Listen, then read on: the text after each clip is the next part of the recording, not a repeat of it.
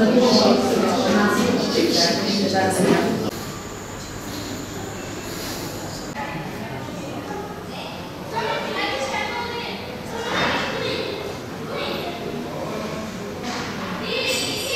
da ne kadar güvenilirse noterde de o kadar güvenilir. Çünkü noterler taşınmaz satışını tapunun sistemiyle yapıyorlar.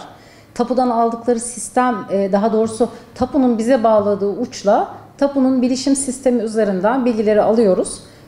İnsanların nüfus cüzdanlarını, vekaletlerini, kimlik bilgilerini, bütün bilgileri toparlayarak ona göre satış yapıyoruz. Yani tapuda yapılan satıştan herhangi bir farkı yok. Ama dolandırıcılık açısından diyorsanız eğer, dolandırıcılık tapuda ne kadar mümkünse bence noterde de o kadar mümkün. Zaten sistem başlangıç olarak sizin e-devlet şifrenizle başvurunuzu gerektiriyor.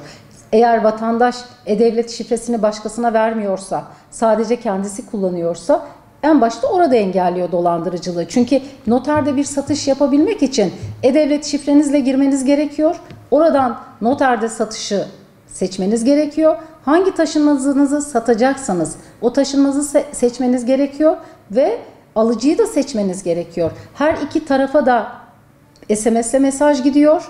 Bunların hepsi arka planda kimlikler doğrulanıyor.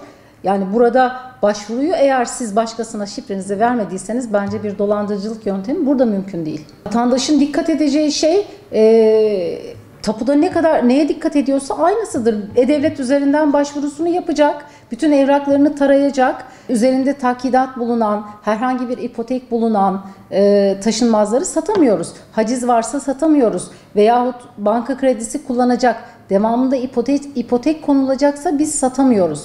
Yani vatandaşın dikkat etmesi gereken şey bu aşamada bu işlem noterde yapılır mı yapılmaz mı?